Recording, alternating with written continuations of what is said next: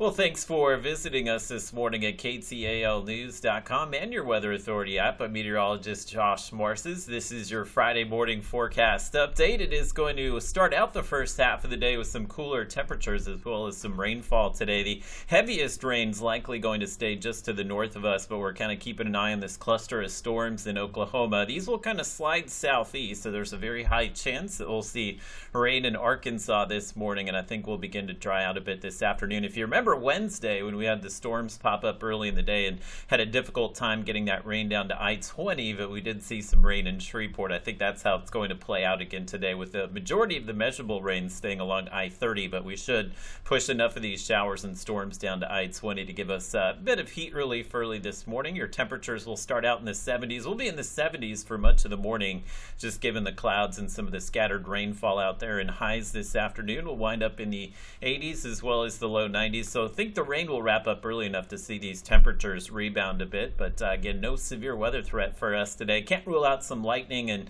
some brief heavy rain with the storms, but there's no anticipation that we'll see any damaging wind gusts or large hail. May have a better chance of seeing maybe some wind late in the weekend when our next cold front gets here, but we should be just fine today. But make sure you have the umbrella as you kind of head outside. We'll show you your Robin's Toyota Futurecast. I'll show you a couple different forecast models again today that just kind of highlights the different scenarios that could play out, but the majority of the morning rain will stay in the northern Arklatex here, and we're definitely showing at least a few of those showers maybe down to Shreveport by the middle of the day today, and we'll continue to see the rain through the afternoon, but all the forecast models kind of indicate once we get closer to sunset, the rain will kind of die off pretty quickly, which is great news. I know a lot of you are out to the football fields tonight to go to some of the high school games, and we should begin to see that dry weather take over late in the afternoon, but not the worst idea just to keep an umbrella tucked away with the gear that you're taking to the game. And then there's our in-house model, which shows the rain popping up maybe further to the west. I don't buy into that one as much, but it does show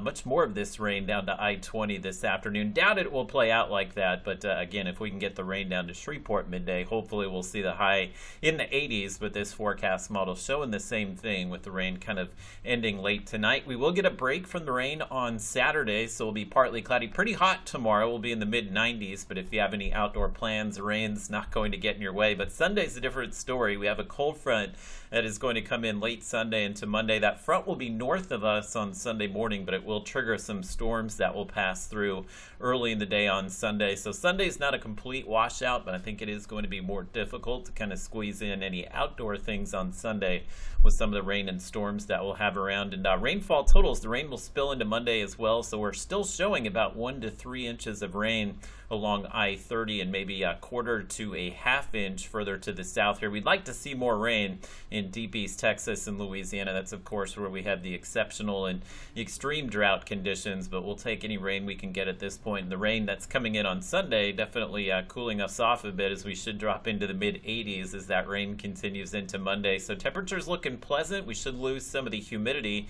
as the wind will turn to the north behind that front next week. So next week, even though we'll dry out for much of the week, should be pleasant with those temperatures in the 80s, much lower humidity, and we should get back to the cooler mornings in the 60s.